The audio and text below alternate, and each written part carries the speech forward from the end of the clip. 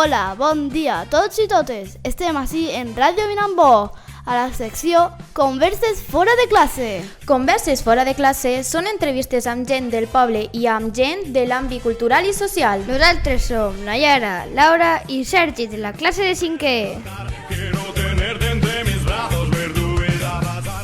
Avui tenim el plaer d'entrevistar a José Vidal i a Mari Carmen Fernández. Iaios de Gerard i Jordi, companys de classe. José i Mari Carmen han vingut per contar-vos la seva experiència en l'escola, ja que van viure en la dictadura franquista.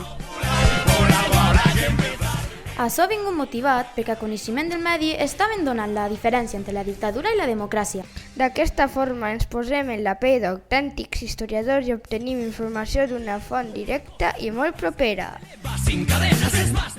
Va ser una entrevista d'allò més interessant que, a més, i per segona vegada, es va fer de manera col·laborativa a l'aula de 5è, traslladant tota la ràdio fins allà.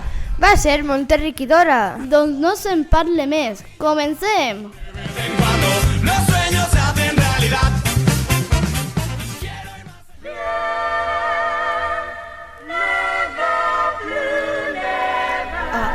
Hola, bon dia. Avui anem a entrevistar a el iaio de Girard que es diu José Vidal Pérez i a l'abuela de Jordi que es diu Mari Carmen Fernández. Quan vau néixer i on? Jo vaig néixer en Callús de Sarrià l'any 1955, desembre. Jo vaig néixer el 20 d'agost del 1955 en un poble que es dia Beniardà. Vos agradava anar a l'escola? Per què? A mi m'agradava molt anar a l'escola, llevat d'alguns moments, però disfrutava molt.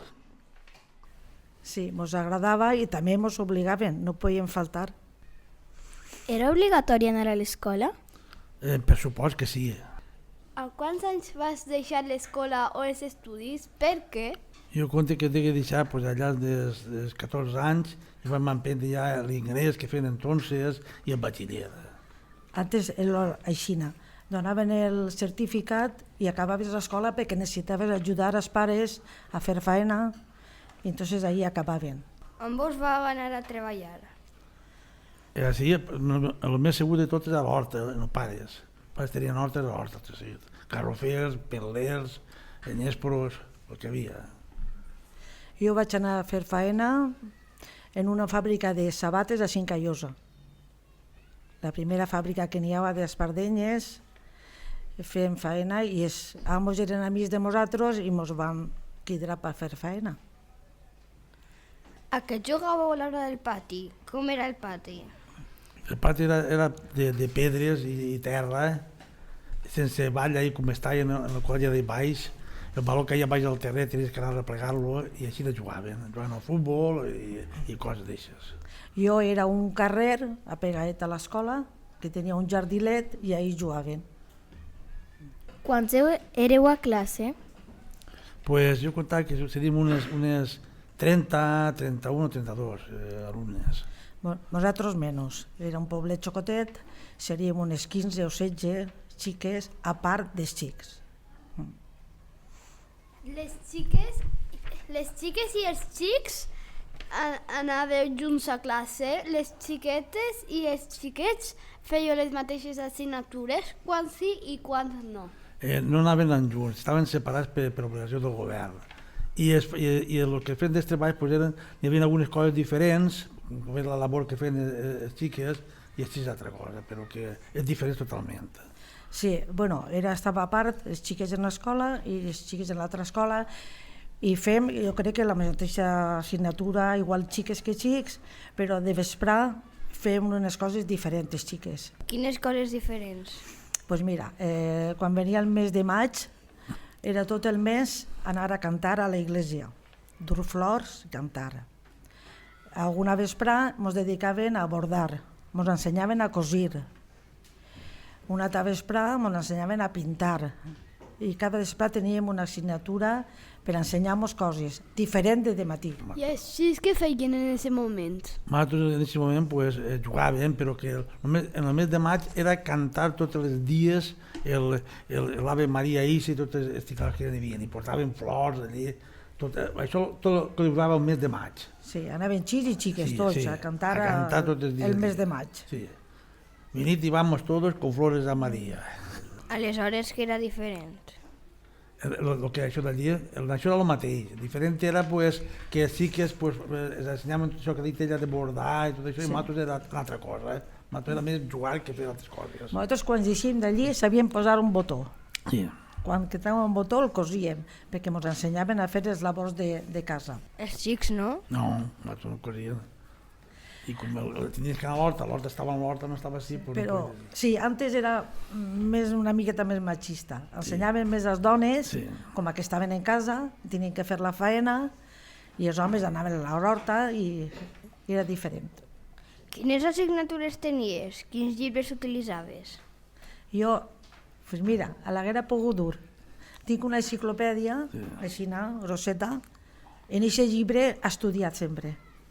Ahí estaven totes les assignatures. Però quines assignatures? Matemàtiques, geografia, un poc d'història també, i totes aquestes matèries. Sí, més o més com ara, tot el que és... Però molt resumit. La religió era obligatòria? Molt important. Sí. Tant com les matemàtiques, o més. Com havia de ser o comportar-se una xica? Pues sempre respetar sempre. Igual els pares, els mestres i els companys. Penses que una xica podria parlar igual que un home? En aquests moments no. Antes no. En aquests moments no. Per exemple? És que antes un home tenia coses més permitides que una dona. Podries ficar algun exemple? Si tenies que anar a un ajuntament, per exemple, que la majoria eren homes allí, la majoria, pues tenies que estar molt callat i respectar allí. No podies saltar-te ni ser un poquet individual. Era estricte. Igual que anar al banc, tenia que anar l'home. Sí. Per imposar, era el que més sabia. La dona sempre darrere. Com havia de ser comportar-se un xic? Un xic també, pues, en educació, i no faltar ni barallar-se amb ningú. L'única diferència que n'hi ha en darrere era que ara no poden dir res. I entonces tu t'anaves a collir amb el coll i el que deixaves allí en ta casa i ta casa encara te donaven una altra. Sí. Com era la classe? Feu-nos una descripció de com estàveu assentats, com era la pissarra, els llibres i si hi havia jocs, que ell havia penjat a les parets, etc. Bueno, la pissarra era una pissarra rectangular gran a la paret del cara dins. Els pupitres eren de dos individuals, així com esteu ara no eren dos junts, i allí al cada damunt hi havia un crucifixe, Franco i José Antonio. Vosaltres sabeu què és José Antonio? El que va fundar Primo de Rivera. Sí, el que va fundar com es diu això? La Falange. La Falange. I Franco el dictador. Ells això no ho coneixen, però... Però això era sobretot això, no hi havia més ni el del rei, ni reina, ni res d'això. Això estava imposat a totes les col·legis. Sí. La decoració era la mateixa. Hi havia jocs? Sí, però jocs sí. de carrer, jugar al baló, al sambori, a la corda. Sí. Jocs de taula no hi havia, no? Antes no. La classe estava decorada en colors... Quins colors hi havia? No, eren molt oscures. Només entrava el que era la finestra, la més està oscura. Tenies mestre o mestra? Com era aquesta persona? Com tenies que adreçar a ell o a ella? Pues todo per favor y señorita. ¿Me permite? Si tenía que anar a la SEO o tenía que dirle algo, siempre per favor, me permite, sempre. Però com era aquesta persona? Pues mira, nosaltres som 4 germanes i totes han passat per la mateixa mestra. Vivia en el poble, era una dona major, que ensenyava molt bé, però totes hem anat a la mateixa mestra. Jo tenia mestre, però jo he anat a diverses aules d'allí, N'hi havia uno que ensenyava allí a llegir en una plometa, ho penjava allí en unes navaixes perquè volia fer el punt al llapis, la navaixa, que quan tallaves la cordella seran dues, i va posar cadenes, i d'altres mestres, uns altres diferents, pues, atacaven més en el que és la cultura i això. Era més així de passar el pas. Després, a la més major, l'última, que era la sexta, perquè ja donaven més geografia, més matemàtiques, més història, i damunt, pues, tot el matí hi havia un vers allí, tot el matí, la sangre no sé què, no sé quantos, no sé què, això era tots els matins, allí a la pissarra. Moltes gràcies. Ens agradaria saber com era ell, el mestre. El mestre era, pues, seguia la seva rutina, el veies molt tranquil, molt callat, però quan tu no complies o no exigies el que ell demanava, el garrot anava a pressa. Anava una vareta que, clar, s'ho plegava a la cama, clar. Resta això, de 3 en lleves 2 molt en fan, si dia 0 el pegaven a paletar. Després, un altre més avant, aquell li agradava resar tots els divendres el rosari, tots els divendres, tenia que resar-lo. Després el dia, potser si tu no complies bé el dia, eres un muntó de carne que no sirves para nada, pues així, això era el mestre d'aquell moment.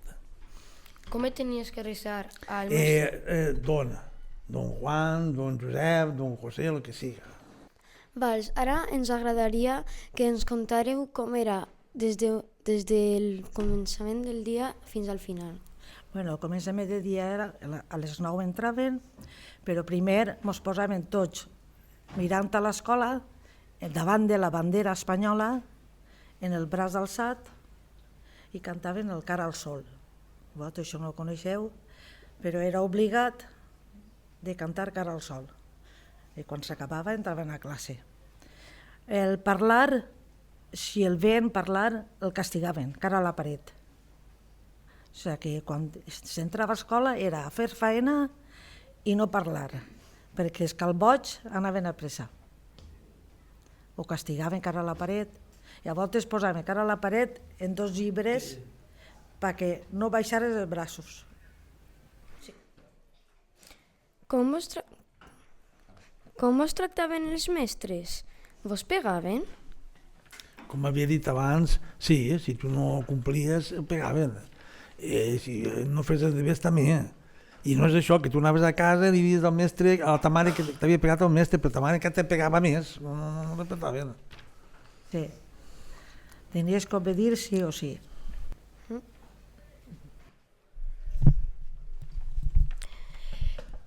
Què passava si et portaves mal? I què era portar-se mal? Portar-se mal era, per exemple, tu estàs allí, el mestre està callat a la classe i tu vas parlant, ell el sent. Això és portar-se mal. I això tenia conseqüències. O em pegaven calbot, o el treia allí fora de la classe, allí, que estigués allí jornat allí enmig, o si tu t'enganyaves en anar resta o anar a multiplicació o alguna cosa, també per ells era portar-se mal també, i em pegaven calbot. Sí. I la mestra, quan tu estaves fent examen o alguna cosa, estava per la vora des taules controlant si tu treballaves. O sigui, que controlava si estaves fent les coses. Teníeu deures? Què passava si no els fèieu? No, no teníem deures. Poquets, Per almenys que jo me recorde, no. Ho fem tot en classe. Molt poquiu, sempre es feia tot allí. Fèieu molts exàmens?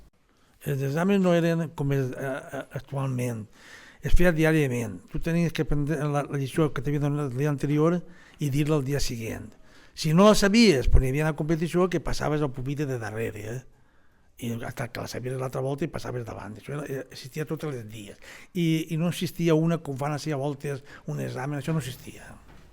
No, igual. Tenies que saber-ho de memòria. O després tenies un castig, hasta que ho sabies de memòria, hasta que ho aconseguien. Per això ens interessava sempre estudiar, perquè anaven assustats a escola, assustats, perquè si la mestra ve i jo no sé dir-ho, i tenia que estudiar. I sempre en mal geni la mestra. Si no ho saps, passaràs a la cola, o el castigaré, el quedes sense recreu. Demà vull el doble de memòria. O sigui, que tenies que estudiar obligat. Quina presència tenia el valencià a les aules? Ninguna. No es podia parlar. Totalment ninguna. No. En les escoles de quan a Franco i això no es podia parlar el valencià. Sí. Per què? Pues perquè estava obligat a que parlaren tots el castellà. En casa ja que parlaven cada un lo seu, però durant l'escola era el castellà. I era una dictadura que obligava més la religió, el Padre Nuestro i tot això que el valencià. Per acabar, què penses de l'educació actualment? Consideres que és millor o pitjor? En quin sentit? A mi em sembla millor que el d'antes, 100 voltes més, en tots els sentits, perquè hi havia més llibertat, més espontaneïtat en els alumnes que el que hi havia en aquell moment. Sí, però també hi ha coses que se'n passen un poquet, no? Per exemple, el contestar... És que n'hi ha que tenir el respecte no es pot perdre. Quan una va a escola, igual que els pares, n'hi ha que respectar. El mestre està fent la seva feina i està ensenyant-nos a fer coses, entonces n'hi ha que respectar. I antes ho respectaven això molt. El que ell ha dit és així, podia tirar baix del pont, però tu tirar baix del pont, perquè quan te manava el mestre i tenies que respectar-lo, però tirar baix del pont, això era en aquell moment, era així. És que era el que hi havia, no podien triar. I fins així l'entrevista al iaio de Gerard, que es diu... José Vidal. I a l'abuela de Jordi, que es diu... Mari Carmen Fernández. Moltes gràcies per vindre amb nosaltres. A vosaltres. Nosaltres encantats. Així s'acaba l'entrevista. Gràcies.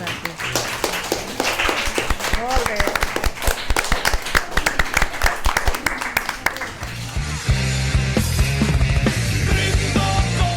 Bé, l'experiència de que hagi vingut Mari Carmen i José a l'escola ha sigut molt estimulant. Ja que ens ha servit, com deia al principi, de font històrica, directa i molt propera.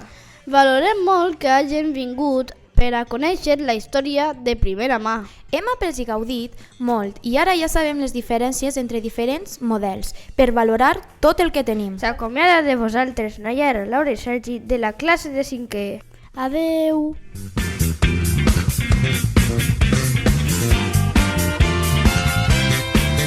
Solo existe estar triste desde el día en que naciste. No, otro contraste viste y se convirtió en chiste.